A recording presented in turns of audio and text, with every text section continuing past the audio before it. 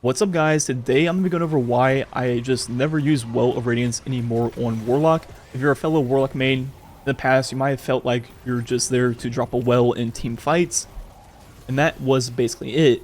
But now, in the final shape, there's not only something better you can be doing for your team, it's way more fun and more engaging, and kind of reminds me of the old Starfire loop to give Warlocks an edge in DPS. And this video might come across as like upset about well nerfs or something like that, but even if well didn't get touched in the final shape, I think what I'm going to be showing off today would be better anyways, and that is just how strong Song of Flame in this setup is. And in my first no hesitation video, I started talking about a few of the things in this video, but in this video we're going to fully dive further into them and really show off everything that this build is going to be doing for you and your fire team, along with some things that some people might not just realize Song of Flame does. So starting off, what does Well of Radiance even do for you now after all the nerfs? So the first thing it's going to do for you and your fire team is going to give you a 25% buff, and that comes in the form of being in the well itself. And then when you leave the well, you get Radiant for up to 12 seconds. I have the fragment on to make that last longer. I believe it's maybe 8 out. Then on top of that, Well will give you healing, and this is going to be equivalent to Restoration times 2 now. And final last thing it'll do is give you damage resist. It's going to be 20% to non-bosses and 10% versus bosses. So standing in a well now, you're definitely not as god mode as you used to be, but on level or slightly below level, you're still going to be living most of the time. And almost all those things we just mentioned, you can recreate with just base solar on Warlock. First with Ember Torches, powered melee attacks against combatants make you and nearby allies radiant. So now, simply using our melee, we'll get the same 25% buff from Radiant that Well of Radiance gives, just from using our melee. And with Song of Flame, we'll have infinite melees to constantly proc that and make sure our entire team always has that 25% buff. So between torches for the Radiant melees and the artifact of the season with Radiant Orbs, you're going to have no problem having your entire team be Radiant at all times. And going further than that, with no hesitation, with the support frame boost, when you heal an ally, they will get a 10% buff that does stack with Radiant and other buffs in the game, and it'll also give it to you when you do that, and this will last for roughly 7 seconds. So we have a 25% buff and 10% buff just from our neutral game, already not only matching but surpassing that of Well. Then for healing, we have the Speaker's Sight and the no hesitation with Enhanced Physic, and this I went over a lot in my first video. What this does is it'll give you Restoration times 2 and Cure times 2 every 3 seconds, already surpassing the healing of Well of Radiance. And for your allies, it will do the same thing. Normally the Speaker's Helmet only gives Restoration times 1 and Cure times 1, but what we can do is heal them with our AR and proc Restoration times 2, and then the turret itself will refresh their stack of times 2 over and over again. And the thing about this turret is it's going to be an AoE splash effect. As long as it hits one ally, it will spread to all the nearby allies. And the same can be said for the AR. They kind of cooked with the way this AR spreads its bullets. As long as your allies have triangles and they're inside your reticle, so let's say you're behind the full group, as you spray the AR, it will know to go to different allies once one has already been healed.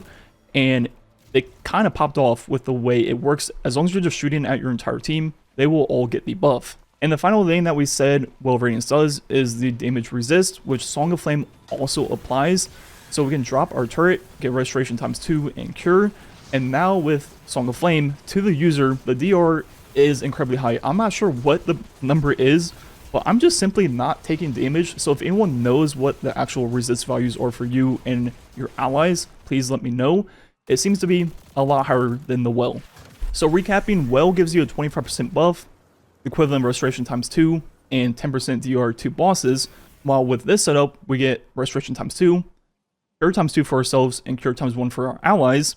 We get a 25% buff and a 10% buff from the AR, and finally DR way higher than that of Well. And the final part of Song of Flame that some people might not know is that it also applies Scorch to your solar and kinetic weapons. So looking at how that works, normally, obviously, our sword weapons do not scorch, but when we pop Song of Flame, they will then cause the target to get the lingering burn effect from Scorch, and the more you shoot them, the more stacks of Scorch are applied, and all these clips will be with Ashes on to increase the amount of Scorch stacks we apply. And overall, if you're using this support build, you 100% want to be on solar anyways, because of the way all these fragments just work and enhance the build.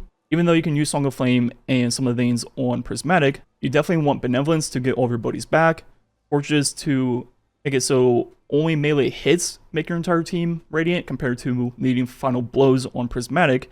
And your Force Fragment slot, you can use like Soulless, you can use Empyrean, you can use the one where it gets back your class ability faster when you Scorch targets. There's just all kinds of great choices. But looking at the way the Scorch works with rockets, this is very interesting. With Wolfpack rounds, every single Wolfpack round itself will apply these Scorch stacks, making it so after 2 rockets, the target will ignite. And this works with any solar rocket as long as you have Wolfpack rounds. So with Apex Predator, same thing, 2 rockets cause an ignition. And overall, ignitions can't stack between teammates, so every 2 rockets that hit the boss should cause ignition. There is an eternal cooldown to how fast it can be procced, so if there's multiple Warlocks doing it at the same time, you might reach the limit, but if there's like only 2 or 3, it should be roughly every other rocket will cause the boss to ignite. And this also works very well with Dragon's Breath. Dragon's Breath usually only applies enough Scorch stacks to make the target ignite once, but now we go ahead and pop our Song of Flame and try it again. As you see, it will cause the boss to ignite 3 times just from the single rocket, which is very good and takes the total damage of Dragon's Breath to very, very high.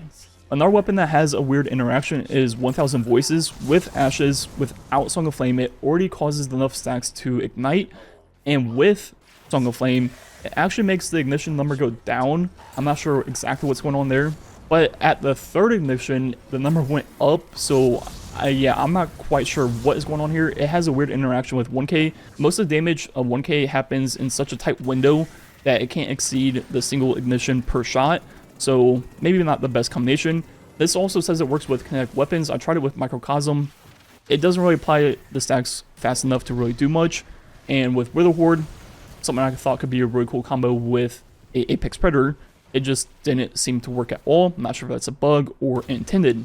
And overall, we look at the way the Scorch and Ignitions kind of increase the DPS of rockets. So with the G-Horn over the 2 and 4, it's going to be roughly a 21% increase to the weapon's DPS for that and the Apex Predator, which is very good. That's like having another damage perk on the weapon.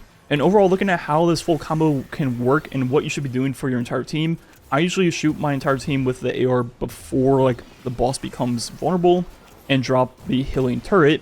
Then from there, you pop your super, make sure to give your teammates Radiant. If you're using G-Horn, give them Wolfpack rounds. And at that point, it's kind of like the old Starfire loop, where you want to make sure to get off all your heavy ammo during the DPS cycle. I'm not saying pop your super and just spam abilities. You're gonna mostly just be doing the DPS the same you would without a super active, mostly just using the rockets. And you want to work backwards from there. Make sure you're getting off all your heavy in whatever DPS cycle you're doing, and then add in more abilities to draw out the time if there is more time left over. So for example, if there was a boss fight that was only 10 seconds long, I would mostly just shoot G-Horn because it's going to be the highest DPS thing in my rotation.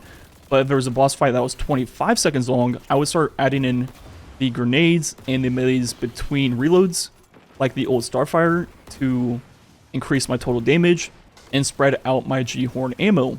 And the same can be said for reapplying the support frame boost from the No Hesitation, depending on how long the boss fight is. Obviously, between G-Horn shots, you want to be cycling to that also and reapplying that for your entire team and yourself. So this is kind of taking Warlock from I'm just here to drop a well and move on to where you have like a support DPS swap cycle, which gives this character like a skill gap and kind of brings it back to what Starfire used to be. So recapping everything we learned in this video, with the No Hesitation, the Speaker's Sight Helmet, and Song of Flame, we can do everything that Well can do and more. You get the same 25% buff from Radiant, you get a 10% stacking buff with the No Hesitation.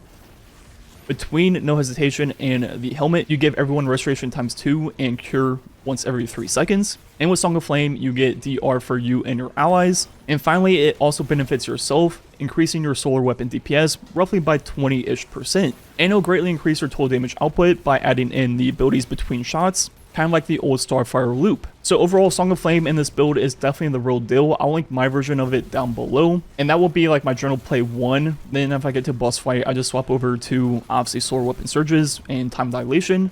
And yeah, that is why I just find myself never using Well of Radiance anymore on Warlock. Like usual, thanks for watching. Catch us next time.